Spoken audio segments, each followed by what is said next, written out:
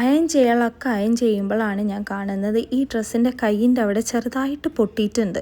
അപ്പോൾ അത് ഞാൻ അയൺ ചെയ്യാതെ അങ്ങനെ തന്നെ കൊണ്ടുപോവാണ്. നാട്ടിലെത്തിയിട്ട് അടിപ്പിക്കാമല്ലോ എന്ന് വിചാരിച്ചിട്ട്. ഇവിടെ എൻ്റെ കയ്യിൽ തുന്നാനോ അടിക്കാനുള്ള സംവിധാനമൊന്നും ഇല്ലാത്തതുകൊണ്ട് തന്നെ പിന്നെ അടിക്കാൻ അറിയാത്തതും കൊണ്ടും അതേപോലെ തന്നെ ഞാൻ മടക്കി കൊണ്ടുപോവാണ്. ഇവിടെ ഞാൻ വല്ലപ്പോയാണ് ഇങ്ങനത്തെ മാക്സി ഡ്രസ്സ് ഇടൽ, അതുകൊണ്ട് തന്നെ അത് ഞാൻ ശ്രദ്ധിച്ചിട്ടുമില്ല. ബാക്കിയൊക്കെ ഞാൻ അയൺ ചെയ്യുന്നതൊക്കെ ജസ്റ്റ് ഒന്ന് മടക്കിയിട്ട് വെച്ചു. ഇത് എങ്ങനെ വെച്ചാലും പെട്ടിയിലെത്തുമ്പോഴേക്കും ആകെ തകിടം മറിയാൻ ചാൻസ് ഉണ്ട്. പിന്നെ ഇവിടെ വന്നിട്ട് എല്ലാത്തിനും പെയർ അനുസരിച്ച് പാൻറ്റും ഷോളൊക്കെ ഇല്ലയെന്ന് നോക്കുകയാണ്. അതിൻ്റെ കൂടെ തന്നെ എയർപോർട്ടിൽ ഇടാനുള്ള ഡ്രസ്സും ഞാൻ മാറ്റി വെച്ച്, ഹാൻഡ് ലഗേജിക്ക് ഇടാനുള്ളതും മാറ്റി വെച്ച്.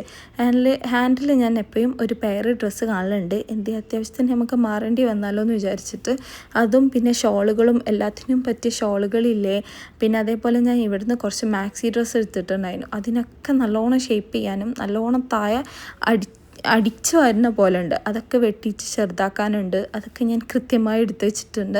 പിന്നെ കുറച്ച് ഡ്രസ്സുകൾ ആകെ എടുക്കാനുള്ളൂ. അതുകൊണ്ട് തന്നെ ഞാൻ ഇത് പെട്ടെന്ന് ഇതിൻ്റെ പാക്കിങ് കഴിഞ്ഞിട്ടുണ്ടായിരുന്നു. എൻ്റേത് കഴിഞ്ഞ പാടെ ഒക്കെ കൂടെ ഞാൻ ആ റൂമിൽ കൊണ്ടുവച്ചിട്ട് പെട്ടിയിൽ തന്നെ പിന്നെ വെക്കാമെന്ന് വിചാരിച്ചിട്ട് കൊണ്ടുവച്ചിട്ടുണ്ടായിരുന്നു. എൻ്റെ കഴിഞ്ഞ ഉടനെ തന്നെ ഞാൻ ലീനുവിൻ്റെ എടുക്കാൻ തുടങ്ങി. അവളത് അത്യാവശ്യം കൂടുതൽ ഞാൻ എടുക്കുന്നുണ്ട്. മക്കളായതുകൊണ്ട് തന്നെ പലതും അവളെ മേത്ത് സംഭവിക്കാൻ ചാൻസ് ഉണ്ട്. ഫുഡ് കഴിക്കുമ്പോഴോ എന്തെങ്കിലും കറാവുമെന്ന് വിചാരിച്ചിട്ട്. ഇപ്പോൾ ഈ കാണിക്കുന്ന ഈ 2 ഡ്രസ്സ് എൻ്റെ കക്കാന മോക്കും ലീനുവിനും ഒരേപോലെ പെയർ ചെയ്യാൻ വേണ്ടിയിട്ട് ഞാൻ വാങ്ങിച്ചതാണ് കേട്ടോ.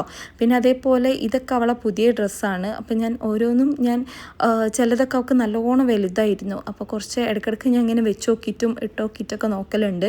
ചിലത് കറക്റ്റായി വന്നിട്ടുണ്ട്, ചിലതിന് കുറച്ചും കൂടി വളരാനുണ്ട്. അപ്പം ഇതും കൂടി എടുത്ത് വെച്ചാൽ ഇന്നത്തെ വലിയ കലാപരിപാടികൾ അവസാനിച്ചിട്ടുണ്ട്. ഇത് ഞാൻ Day 2 കൊണ്ടുപോയിട്ട് മാർക്ക് ചെയ്ത്, ഞാൻ നോക്കാണ്ട് മാർക്ക് ചെയ്തതാണ്. അതുകൊണ്ട് ഇന്നത്തെ